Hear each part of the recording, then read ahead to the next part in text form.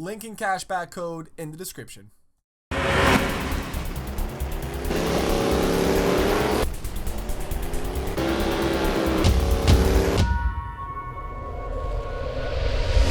Going on, everybody? Welcome back today, guys, to the channel. Today we're taking a look at DRIFT21. Now, yesterday I was doing my daily search on Steam when I noticed that DRIFT21 was actually streaming live on their page. Now, I went ahead and clicked on it and I recorded the stream yesterday, which turned out to be about a good hour stream, just kind of looped together for the entire day. Now, the reason why I'm posting this for today, I wanted to go ahead, record it last night and talk over it because this game actually comes out within the next hour or two. So it's going to be releasing on Steam as an early access. Finally, it's been, geez man, it's been months now. And if you do remember, they actually had this out way back last year as DRIFT20. It was supposed to be a DRIFT20 release. I'm assuming a few things came in, just kind of pushed everything back. And here we are with a May 7th early access release date. Now, there was a couple things that I really liked about this gameplay, a couple things that I didn't like about this gameplay. Figured I'd go ahead, chop it all up to about 11-minute total video and just talk a little bit about DRIFT21, because there's a lot of positives. There's not too many negatives, to be completely honest with you. The main negativeness of the video comes from the gameplay, I feel like, and that was one of the things that I was really worried about. Not more or less the customization and the building aspect of it, because that's a really strong point about this game. If you watch this gameplay, you'll notice on how clean everything just fits together, how it gets taken off, the animations going in, the detail in the items that you can buy to put together your car, and the level of detail of these items as well too. You're going to notice that you're going to need spacers, you're going to need brake adapter. Like, there's a lot of things that you need to complete these builds. So it's really cool on how in-depth they have went on the parts on the car. You're putting in your own subframes. Like, there's a lot of work, and it does look a little bit more fun than Car Mechanic Simulator. You're not going through and having to go ahead and tighten every single bolt. This is just go ahead, pick it up, place it in the right spot, and just continue on. There's so many pieces that I'm glad that they didn't do that, because it would have gotten a little bit repetitive. As I said, this took him about a good hour to build this car from scratch, and he started from the engine, he moved into the suspension, to the body, to the interior, and then finally went ahead and went for a drift. But the biggest thing that I'm worried about is that there's not going to be any kind of point to the game. Now, obviously, this is a great aspect, it's a great mechanic of the game, and you got to remember, this game is still in early access. So that's something that I also have to remember. A lot of these times when I look at these games, I forget that myself. So when you are looking at the gameplay today in terms of driving and drifting, just keep that in mind. There's a couple things that I'd like to see. I'm up already. Most of the camera work, to be honest with you, it's just that third person camera looks a little bit too low. The first person camera looks great when we do get to that at the end of the video, but this right here just did a nice little speed edit of him piecing together the car. These are the game developers that actually made the game, so it was really cool that they put this video out. It was pre-recorded footage, but nonetheless though, this was the first time that I seen any gameplay of DRIFT21. I mean, there was a couple people that got into the early access beta a while back. It was like a private testing. I seen a couple people post videos last week about the game, so if you really looked hard enough, you could definitely find some gameplay about the game. Now, I just worry that we don't have enough gameplay, right? I'm wondering if this is going to be like another mobile 2.0 game where we're going to have really great in-depth customization and repairing and parts, but it's going to lack terms in terms of the gameplay and the driving aspect. When we do the driving, there's only a couple different modes. There's like a time attack, free roam, drift, and I'm worried that it's going to have that mobile feel to it. I say that in the aspect of the gameplay just not having anywhere to go. I mean, once you build your car, you go out there, you drift it on the track, you're on the episode layouts. I mean, what is there to do after you're out on the track? Is there challenges? Is there a story mode? Is there online sessions, right? So I'm hoping that we're gonna have those answers for today. Now, they're still streaming this broadcast on the Steam page right now, so I'm assuming that this is going to be going the entire day. Now, it does say this game is not complete and may or may not change further, so you got to keep that in mind with the early access, like I said. Now, it does look like there is a price tag on this game, and it's probably going to be around $24, I think. And if you're around on Steam on April 29th, they dropped an article saying that Drift21 hits early access on May the 7th, and I'm really thankful that I found this earlier than I did, because I would have missed this drop for today. But it does say, Burn Rubber, we're happy to confirm that the long-awaited Drift21 will launch on the Steam Early Access program on May 7th, 2020.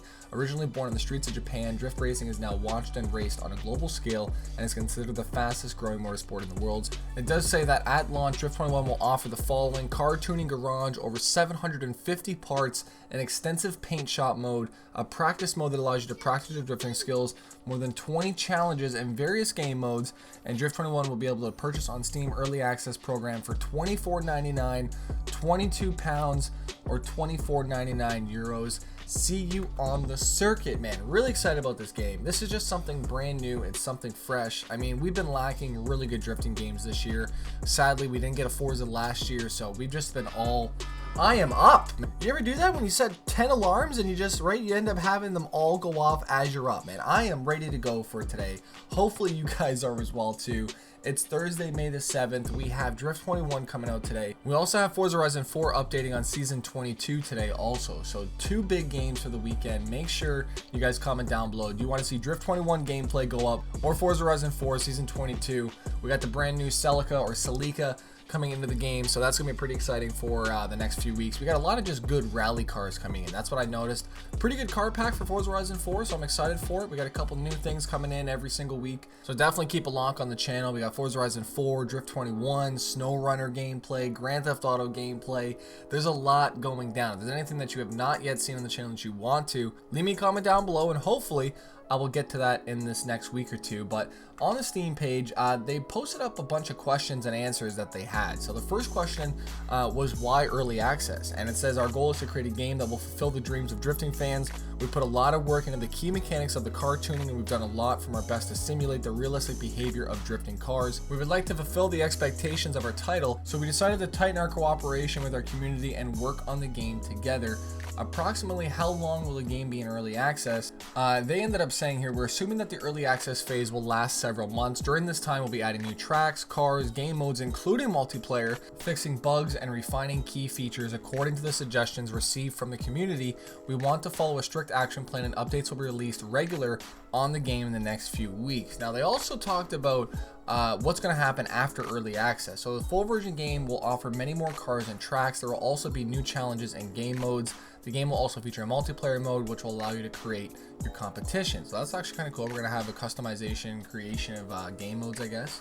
What is the current state of the early access version? Drift21 currently offers car tuning garage, which we talked about, the parts, the paint shop, practice mode, drifting your skills, your tracks, 20 challenges. Will the game be priced differently during and after early access? We want to appreciate and thank all those who decide to help us early in the game, so we have priced it lower for the entire period of early access. Once all the key elements have been introduced to the game, has been fine-tuned, the price will be raised. The higher the price of the game after the release of the full version of the game will allow us to further develop it. Long story short, you're getting the game cheap for now because it's in early access. You wait, you're paying more down the road. Don't wait, don't sleep on this game. Pick it up right now. It's probably going to go up to about, I'd say, what, $40, I'd say. What is your guess for the release date on the game for the price of it? I think $39.99. I feel, what, like 24 bucks for the early access, tack on an extra 15 bucks for all the key features done. It looks pretty interesting. I'm not gonna lie, man. I'm really excited about it. I want to see online. I want to see, you know, people together. I want to see the fun in the gameplay, not just drifting around mindlessly.